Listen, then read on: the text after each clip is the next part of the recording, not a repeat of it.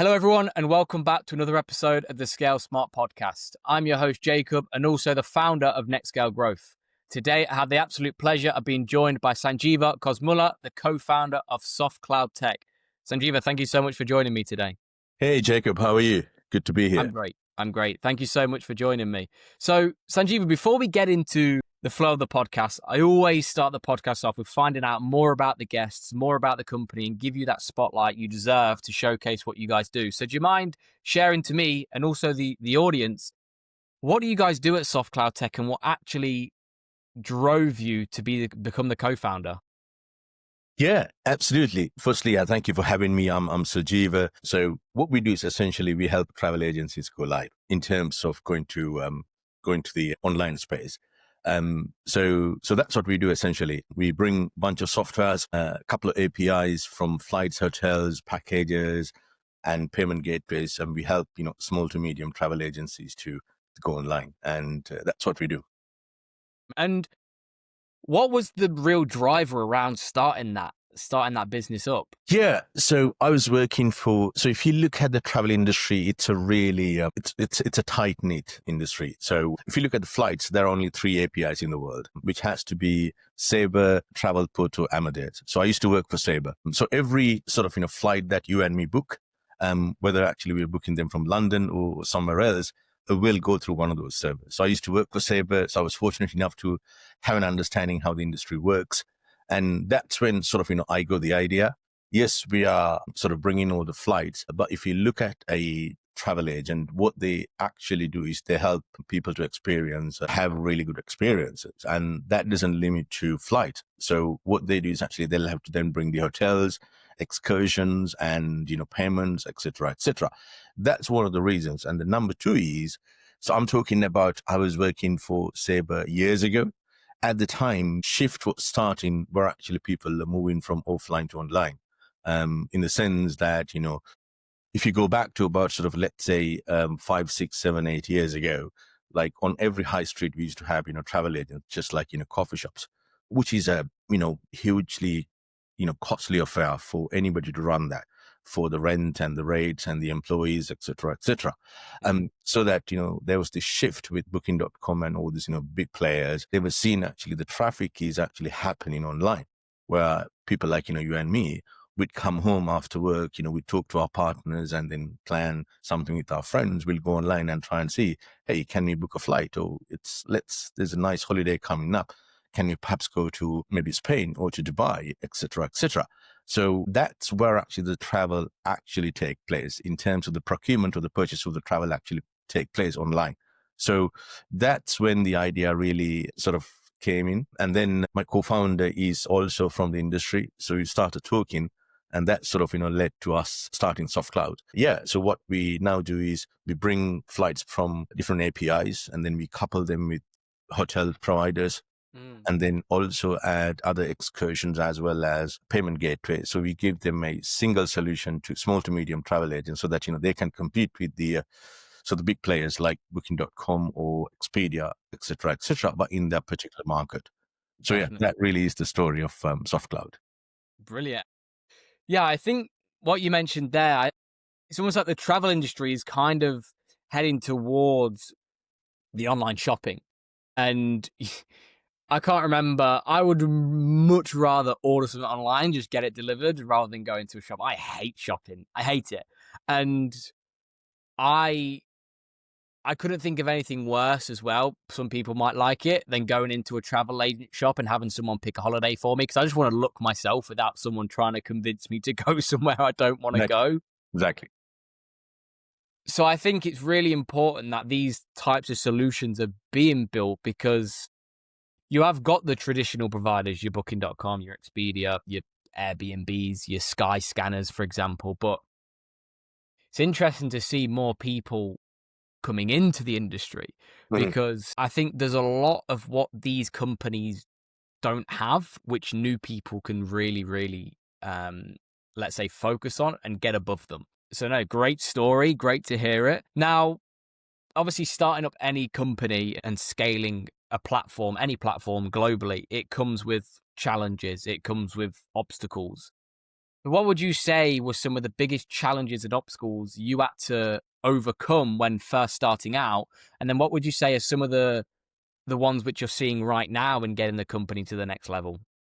I mean, I'm laughing here. So when you ask that question, just take a step back. Actually, going back to when you said actually you don't like to go to a travel agent and spend time. It's absolutely true because it takes time out of your normal schedule, right? That's number one. Number two is actually that there was a study done. I don't remember who that was. Generally, a UK couple or a couple wherever spend almost like 7+ hours, looking at different websites and trying to figure out what is the best thing for them. And then if you add going into a travel agent, sort of taking time out of your weekend, it creates its own complexity. So I think the market was right. And also certainly there had been other players who'd been doing that. So, we've learned from them as well, looking at our peers and people that we look up to. So that's the sort of, the backstory. But the challenge is the really most interesting one. So at the time I was working, and then me and my co-founder, we've had the product. So we've been doing the development with our engineering team for almost, let's say, 18 months to 2 years, getting these, APIs and playing with them. Because travel is really complex in terms of the API integrations. So we've been doing all of that. And then we went to London. We had a sort of a soft launch in one of those, travel conferences. And I remember coming back from that, feeling really happy. Okay, we've got the product out there. We can now start, going into the market and start talking to them. And guess what happened? The London goes into, or the UK goes into COVID, or the rest of the world for that matter, right? That's why that has been the biggest challenge. So if you think about it, I can still sort of, take myself to that exact same moment where actually we've taken almost 2 years to build the product, right? We are sort of now feeling happy. Finally, we've got something. We can go and launch this properly, start talking to them, and then the world goes into COVID. So the travel is the first thing. Travel is the most affected industry across the board, right? Not just talking about people going holidays, but the livelihood, etc., etc. So that was the biggest challenge, and that lasted for almost 18 months, because even if we were to go and promote our product to a travel agent, who are they trying to book travel to? Because, these folks are going to, other places like to the Asia, to the Middle East, or to the US. So they've all had, different routes. So the travel industry was completely on its knees. That was the biggest challenge. But so we didn't really know what to do. But because we didn't know what to do, what we did was we was like, okay, let's keep developing. Let's keep, sort of looking at more features, because it has to come out of it, right? And we knew it's going to come out. So that's what we did. That was the biggest challenge. We didn't know what to do. But only thing we did was we were like, okay, let's kind of, make our product, even more perfect, right? And perhaps, this is our window. We're not talking to the customers. Obviously, we can't. I think we had about, 2 or 3 customers at that time. So we used them as sort of a test bed and sort of talking to them, understanding exactly how that needs to be changed. Where should that button go?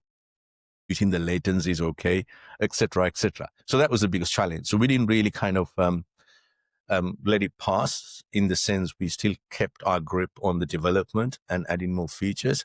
And then by the time we came out of COVID, we were ready. We were ready to go to customers. And also we had a really good story. We had a good story to tell, the story that I'm telling you right now. This has been the challenge, and we didn't give up. So we're not going to give up on you today. So yeah, that's been the biggest challenge, when we started it. But currently we are established in the UK. Still, a long way to go in the UK, which is our home market. But we are actually now looking to expand into the Middle East as well as the US, purely because of some of the APIs and the contracts that we have with our development partners. So therefore, it allows us to actually go to other markets. Now the challenge is really sort of, how do we prioritize? Are we looking at really sort of capturing much bigger market in the UK, or are we actually going to perhaps keep the lion's share in the UK, but still look at and serve some of the inquiries that we are getting from the rest of the world, like the Middle East or the US? So that really is the challenge. And also expanding the team, because our number one is, we're a product company. We want to make sure that, we add a lot more, because for the travel agents, the reason actually they deal with us is actually we bring them something that otherwise it's difficult for them to acquire, which is that more properties. So the more hotel availability, more excursions, more payment options, etc., etc. So we are primarily a product company. So it's a balance that we are trying to achieve. How do we still stay as a product company, but also be that, sales company that we want to be, so that, we stay close to our customers, but ultimately, try and expand our reach. Mm. And I think it's really inspiring what you just mentioned there. And I think that can attract a lot of companies to you. And the fact that you've took 18 months to get the product up, when it's launched, boom, the world goes into lockdown, and the travel industry is the number one industry which got. I was funny enough, I was actually listening to a podcast earlier about Virgin Airlines and how basically in COVID, some of the really high level executives were seeking to the UK government to get hundreds of millions of pounds of like grants, loans and stuff. And it's not just the smaller companies which got really, really affected. The bigger companies, which are worth billions, hundreds and hundreds of millions, were still affected. And I think it was such a difficult time. And especially for people who managed to get through that, I think it's a really good story to be able to share to not only current customers, but I think it's a really, really good selling point as well for people to Absolutely. come over. Absolutely. I think that talks about, we're a small team. We're not a massive company. That's actually our key sales point. Every time we actually go into a new customer, we go into a new demo. So generally, like, I'd still take part in most of the demos, as well as, my co-founder. We talk about this story that, we're a small company and we have that, resilience built in us, from day one. And we treat our customers as if they're our partners, because in actual truth, they're actually our partners, and we genuinely understand what it is to actually work in travel industry. We know, we've seen the pain firsthand. So we can share that in experience with them, the story, because ultimately we're a tech company, right? We bring the technology to them, and it's up to them to sort of, market their agency or their website or their product. But what we do is actually much more than that. What we say to them is, hey, here is how other travel agents are currently positioning themselves. Here is how potential marketing strategy might work for you, for your sort of niche that you're looking at, which is, Middle East, or perhaps, the Asian subcontinent, if that is your marketplace. So I think that has given us, more arrows to our bow, if you like, sort of made us, a lot more stronger, because we have that authentic story about how we've started, and we can connect with them. I think hopefully that's why it has worked.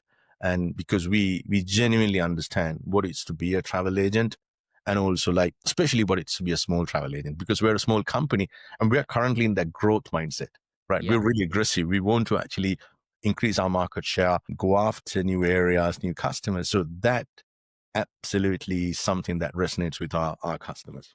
Definitely. And I think being like a smaller company, in my opinion, I think it can be a massive, massive benefit.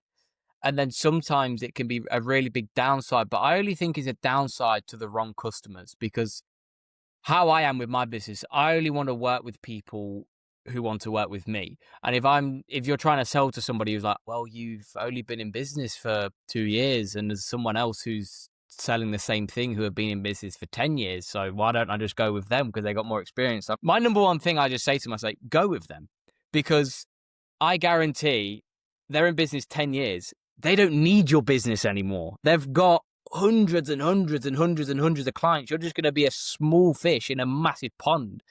And it's like, if you partner with a smaller company who still has potentially not all of the level of expertise which they have, you'll be treated so much well. You'll be treated like a partner, and you'll probably get more of your desired result, because they have to win. These smaller companies have to win. Otherwise, they've got no business. The bigger companies, they've already I love won. what you said over there. Absolutely true. Said actually, we may not have all the capabilities or the experience. Absolutely true, right? We're a small company. We've only been operating for the last sort of 6 to 7 years. So we're actually really small in actual technology sense. But that is our strength. Our strength is actually authenticity that we have. Small, we are still growing. We share exactly the same challenges every day. Me and the team, we get up, we're like, okay, what's the plan today? Right. Okay. What is actually we're looking to do? We keep our customers with us, but also how can we actually grow? That's exactly what the travel agents or our customers looking to do. They're like every day they're looking at, okay, how do we really grow my top line? How do we get more customers, but really operate in a way that, my bottom line is not affected? So we share the same question, the same challenges. So our story is authentic. I think that's the important thing. I love what you said over there. Like, we may not have all the experiences like a big player, but one thing we have is actually we know exactly how to grow a company because that's what we do currently. So we share the same sort of, timeline. Yeah. If people come over to me and say that, I go, just go and partner with them. Because I don't need that type of partner. I don't want that type of partner. You always want someone who comes in having full trust in you and full trust in the company that you're going to deliver. So no, I think that's really, really important, which I think a lot of people, they kind of see it as a bad thing, but I think it's only a bad thing if you don't know how to deal with it. Because some people will almost like freeze and they're like, oh my God, what do I do? How can I compete with someone with like 10 more years experience with me? And it's like, you absolutely can. It's just how you can get that point across. Absolutely. How are you guys investing into better product development and better partnerships to almost stay ahead in this, let's say, travel technology? Mm-hmm. So yeah, it's completely driven by the customers, right? So we have this thing called office hours. We do them in person as well as virtually.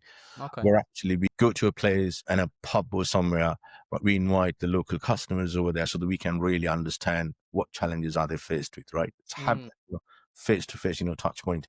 And then we do that, virtually as well online so that, we keep our lines open for 2-3 hours a day, right? Let's say, once in every 2 months so that anybody can join in, ask any questions that, or maybe share experiences. So we have a really good understanding and a touch point with our customers, as well as the customers that we hope or the prospects that we hope, would become our customers. So we understand the challenges, the good challenges, the bad challenges, etc., is the number one that drives us in terms of, okay, what technologies, what extra feeds, if I may use that term, okay, what other APIs do we need to bring in? What is that our customers are absolutely looking for, right? Are they looking for another hotel provider, perhaps, in Middle East, or are they looking at the African market? In fact, the African market has actually become quite crucial for some of our customers. So therefore, we are now looking at how do we add a sort of, couple of feeds, i.e. APIs from the African market so that,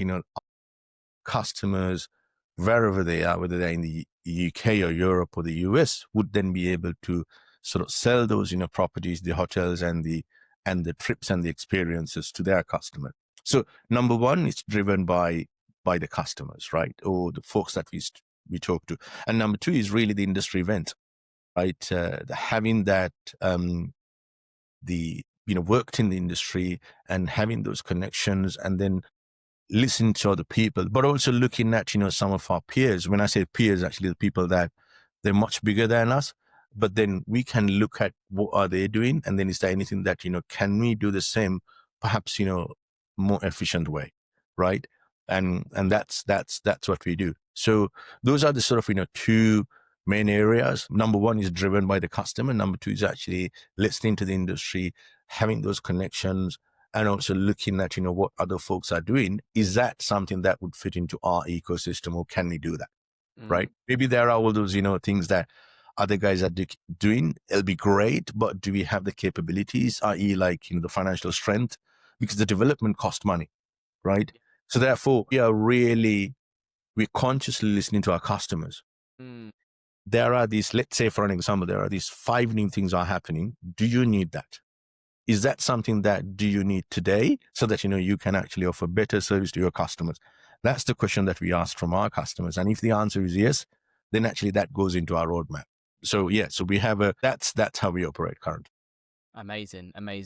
And if people wanted to reach out to you, Sanjeev, and find out more about what you guys have got going on, maybe inquire, where's the best place for them to do that? Yeah, absolutely. So please go to softcloudtech.com, which is softcloudtec.com, or drop us a line at hello@softcloudtech.com. And we are available on LinkedIn and Instagram, primarily LinkedIn. But yeah, we'd love to, try and see how we can help, and, have a, good relationship together. Because ultimately, we only operate, or we only exist because of our customers. We have this thing, Ubuntu, as we call it, right? We are because of you. I am because of you. So that's sort of, so therefore we want to understand. Perhaps, may not be able to help you today, what you're looking for, but we can guarantee you that, we are there to understand. And if that is something that we can help you through our products, we have two products, which is SoftCloud IBE, which is primarily for the customers who are looking to go online. That powers your website to help you bring new customers, new inquiries, and then convert them to actual currencies, revenue. Number two is actually how SoftCloud B2B, where actually we help customers, to travel agents, to manage their call centers or their agents and the branch system. So those are the two products that we have. So yeah, love to speak to more customers and try and see what their challenges are, and hopefully we'll be able to help them. Amazing. Well, Sanjeev, thank you so much for joining me on the podcast today. It's been a pleasure having you on. Thanks, Jacob. It's been great. Thank you. Good luck. Pleasure.